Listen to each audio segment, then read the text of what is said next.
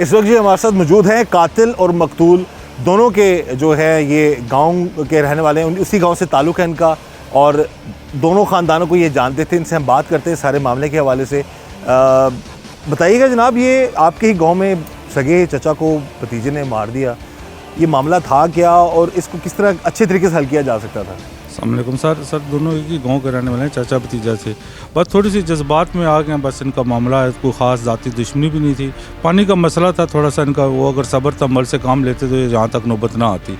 बस जज्बात में आके उस बेटे ने चचा के साथ ये काम किया है, बाकी कोई ज़ाती अनाबाजी कोई भी नहीं है। तो इससे पहले कुछ था इनका आपस में? नहीं, कोई नहीं, एक ही जगह पे इकट्ठे रहते, इत्तेफाक मोहब्बत से रह रहे थे। बस वो बेटा जो है अभी 18 साल की एज में होगा, तो बस जज्बात में आ गए, इसने काट दिया जब इनका थोड़ा सा मामला आपस में हुआ। भतीजे ने चचा को बेदर्दे से कत्ल कर दिया और वजह नात क्या सामने आई है, महज घर में मामूली पानी की मोटर के ऊपर झगड़ा हुआ। झगड़ा इस हद तक बढ़ गया कि भतीजे ने सगे चचा को पहले तो डंडों के वार किए और फिर छुरी के वार करके उसे कत्ल कर दिया।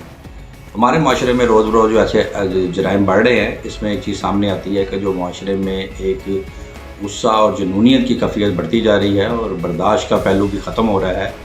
इसके ऊपर अरबाब इख्तियार को ज़रूर गौर करना होगा। इस वाले वाक़ियत में अगर देखा जाए, किसी सूरत भी इस हद तक नहीं बात बढ़ सकती थी कि किसी की कत्ल ही कर दिया जाए, उसकी जान ही ले ली जाए, और वो भी आपस में कोई ऐसी हीनियस दुश्मनी नहीं, महज पानी की मोटर के इशू के ऊपर। जैसे कि हमारे माशरे में जॉइंट फैमिलीज इकट्ठी रहती हैं, पोर्शन में रहती हैं, ग्राउंड फ्लोर पर, फर्स्ट फ्लोर पर, सेकंड फ्लोर पर, और उनमें जॉइंट यूटिलिटीज़ के बिल आते हैं, जैसे सुई गैस का है, पानी का है, बिजली का है।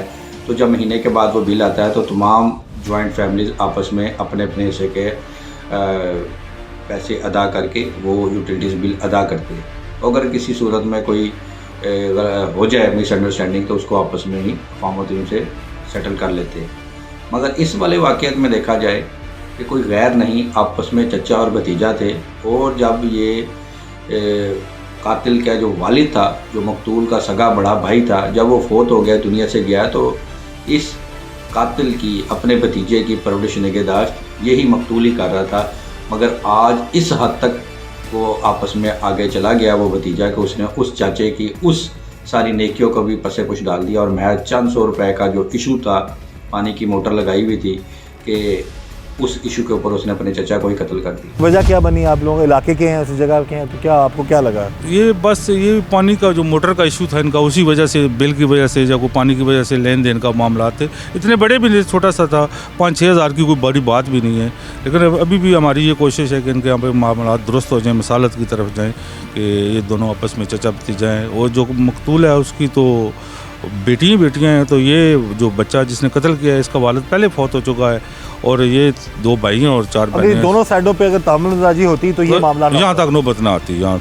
और ये जी अगेन यही बात आ जाती है कि गुस्सा, ज़िद, अना, और आप लोग वो कहते हैं ना कि जब बहुत ज़्यादा उस चीज़ में आ जाते हैं जी कि एक छोटी सी बात का भतंगड़ बना लेते हैं तो मामला यहाँ तक चले जाते हैं। ये उसी गांव में रहने वाले हैं, उसी इलाके में के रहने वाले, दोनों को जानते हैं। चचा जो अब दुनिया में नहीं रहा, भतीजे को भी जानते हैं, और ये एक अच्छा इनका सिलसिला पहले चल रहा था। लेकिन महज वो कहते हैं बाज़ वक़्त कुछ ऐसे लम्हात, ऐसे वाक़यात हो जाती हैं, ऐसी चीज़ें या ऐसे मामलात बन जाते हैं कि बात लड़ाई तक पहुँच जाती है। तो खुदा रहा अपनों के साथ, अपने बहन भाइयों के साथ, अपने जो आपके रिलेटिव्स उनके साथ, अब वो कहते हैं ना कि उस चीज़ को इस हद तक बढ़ावा ना दें कि कोई किसी के खुदा ना खास्ता जान का दुश्मन बन जाए। वो कहते हैं ना कि शराकतदारी आ जाती है, शरीक बन जाते हैं जी।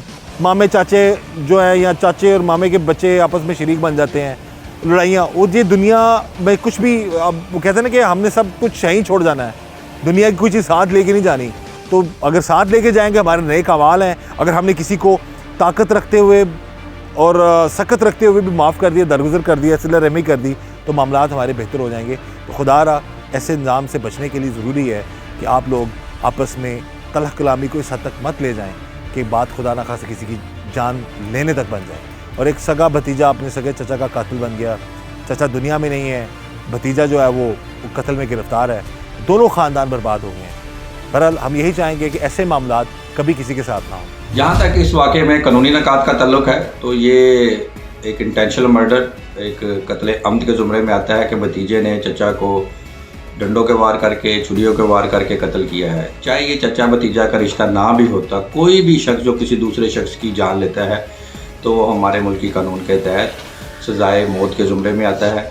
और हमारा जो कानून है, निज़ाम इंसाफ है, जुडिशल सिस्टम है, वो क्रिमिनल जस्टिस सिस्टम कहलाता है, जो इस तरह के ऑफेंसेस को डील करता है, जिसमें पाकिस्तान पिनल कोड 1860 से जो लागू है वही 1947 से अडॉप्ट किया गया और इसको प्रोसीजर जो है 1898 से लागू है और वही प्रोसीजर जो हमारे माशरे में कानूनी निज़ाम में अडॉप्ट किया जाता है।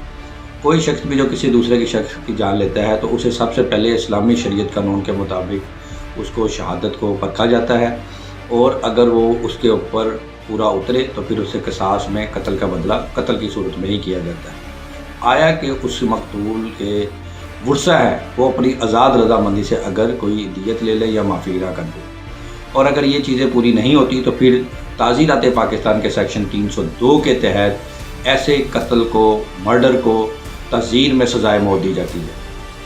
तो इस वाले ऑफेंस में भी जब वो खुद बयानी है, कानून के कटहरे में है और मुबैना तौर पर जो इन्वेस्टिगेशन में चीज़ें सामने आई हैं और पोस्टमार्टम रिपोर्ट में इंजरीज़ भी सामने आ गई कि जो उसको डट पे वार करके डंडों से छुरियों से कत्ल किया गया है, तो इसमें तमाम शहादत का जो इस वक्त तक सामने आया है एक इंटेंशनल मर्डर के ज़ुमरे में और उसकी 302 में सज़ाए मौत है।